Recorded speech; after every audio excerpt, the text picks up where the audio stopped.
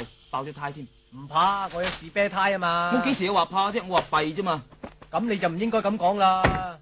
咁應該點講啊？你應該咁講，哈哈，爆胎喎！呢啲黐線嘅，正常人點會咁講噶？哈哈，爆胎喎！你講得啱，正常人唔會咁講，換胎啦。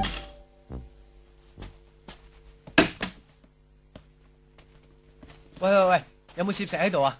冇啊，要攝石嚟做咩啊？我攞條繩綁住嚿攝石啊嘛。無端端攞條繩綁住個攝石做咩？我綁住嚿攝石就可以抌落坑渠度咯。你冇事啊嘛？冇啊，冇事，點解要攞條繩綁住個攝石抌落個坑渠度啫？我可以攝翻啲螺絲上嚟啊嘛。要啲螺絲嚟做咩？就係呢幾粒啊！你真係聰明啊！哇，咁點攞啊？除非有嚿攝石啦。所以咪係咯。喂，咁冇晒符噶。估唔到而家咁冇腦嘅人都可以喺呢個世界生存。你有咩？有，雖然舊舊地，不過好過你嗰啲。咁點啊？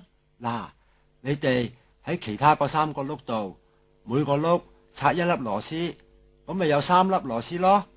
然後將佢裝上去，慢慢行，咪捱到去市區咯。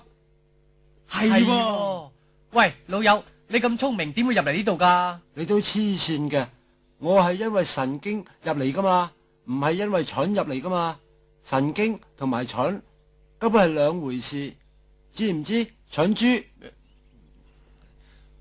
我冇咁好氣同你哋講，費事教精你哋。我去第2個沙灘玩。喂，嗱臨搞掂啲嘢佢啊！